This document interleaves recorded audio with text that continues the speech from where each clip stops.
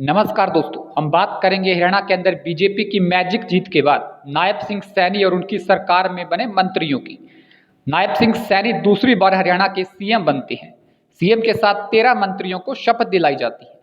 सबसे पहले नायब सिंह सैनी के बारे में बात करें तो 2009 में नारायणगढ़ सीट से ये चुनाव लड़े लेकिन हार गए। 2014 में पहली बार विधायक बनते हैं। फिर 2019 में कुरुक्षेत्र से सांसद बनते हैं। 2023 के अंदर हरियाणा बीजेपी के प्रदेश अध्यक्ष बनते हैं। एक ही साल बाद किस्मत चमकती है, वो 2024 में हरियाणा के 11वें मुख्यमंत्री के रूप में लिए शपथ लेती है। अब नायब सिंह सैनी की सरकार में बने मंत्रियों की बात करते हैं तो सबसे पहले अनिल विज आते हैं, पंजाबी समुदाय से आते हैं, 7वीं बार अंबाला कैंट से विधायक बनते हैं।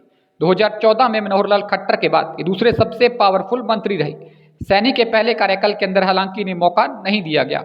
दूसरे मंत्री कृष्ण लाल पंवार हैं, इसराना से विधायक बनते हैं। मनोहर लाल सरकार में ये परिवहन मंत्री रह चुके हैं। 2019 में ये राज्यसभा के सदस्य रह चुके हैं। तीसरे आते हैं राव नरबीर सिंह, यादव चेहरे के तौर पर इनको आगे लाया गया है। हरियाणा के सबसे बड़े विधानसभा क्षेत्र बादशाहपुर से चुनाव जीते हैं। 2014 में भी यहीं से चुनाव जीत चुके हैं। तो मनोहर लाल सरकार के अंदर मंत्री भी इससे पहले रह चुके हैं। फिर आते हैं महिपाल डांडा, जाट चेहरे के तौर पर इनको आगे लाया गया है। पानीपत ग्रामीण से चुनाव जीतते हैं। नायब सिंह सैनी सरकार में पंचायत व सहकारिता मंत्री इससे पहले रह चुके हैं। तीसरी बार विधायक बनते हैं। इससे पहले ये बीजेपी के युवा मोर्चा के भी अध्यक्ष रह चुके हैं। फिर विपुल गोयल आते हैं, वैश्य समुदाय से आते हैं, फरीदाबाद से चुनाव जीते हैं। मनोहर लाल सरकार में इससे पहले ये कैबिनेट मंत्री रह चुके हैं। 2014 में ये पहली बार विधायक बनते हैं। 2019 में इससे पहले इनका टिकट कट चुका है, लेकिन इस बार इनकी लॉटरी लग चुकी है। फिर आते हैं अरविंद कुमार शर्मा, ब्राह्मण समुदाय से आते हैं, गोहाना से चुनाव जीते हैं। 4 बार लोकसभा के सदस्य रह चुके हैं। 2019 में बीजेपी में शामिल होते हैं। रोहतक से चुनाव जीतते हैं। दीपेंद्र सिंह हुड्डा को चुनाव हराते हैं। 2019 में कांग्रेस छोड़कर बीएसपी में भी इससे पहले वे शामिल हो चुके हैं। फिर आते हैं श्याम सिंह राणा, ठाकुर चेहरे के तौर पर इनको आगे लाया गया। 2014 में इससे पहले ये रादौर से चुनाव जीत चुके हैं। इस बार भी ये रादौर विधानसभा से चुनाव जीते हैं।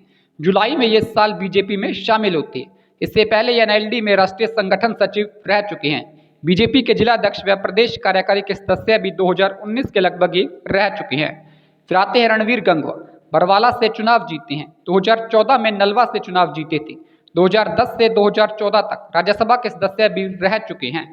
फिर आते हैं कृष्ण कुमार बेदी, एससी समुदाय से आते हैं, नरवाला से चुनाव जीते हैं। 2014 में शाहबाद से भी ये विधायक रह चुके हैं।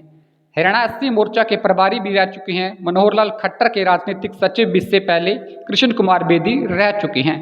जिन 2 महिलाओं को सैनी सरकार में जगह मिलती है उनमें एक श्रुति चौधरी है, जाट समुदाय से आते हैं, तो शाम से इस बार ये चुनाव जीती हैं।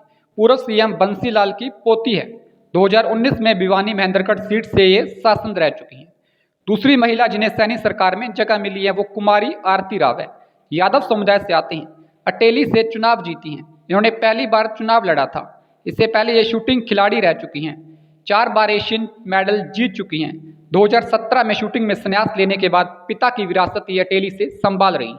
फिर आते हैं राजेश नागर, इस बार तिगाव से ये चुनाव जीती हैं। 2019 में भी ये तिगाव से निर्दलीय चुनाव जीत चुके हैं। इस बार के विधानसभा चुनाव में इन्होंने निर्दलीय को ही तिगाव से चुनाव हराया है।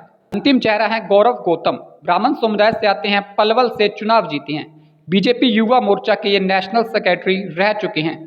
कांग्रेस के वरिष्ठ नेता करण सिंह दलाल को ये चुनाव हराकर सैनी सरकार में मंत्री बनते हैं। नमस्कार, उम्मीद करते हैं वीडियो पसंद आया होगा, तो वीडियो को ज़्यादा से ज़्यादा लाइक करें, शेयर करें, चैनल को सब्सक्राइब करना बिल्कुल मत भूलें। धन्यवाद।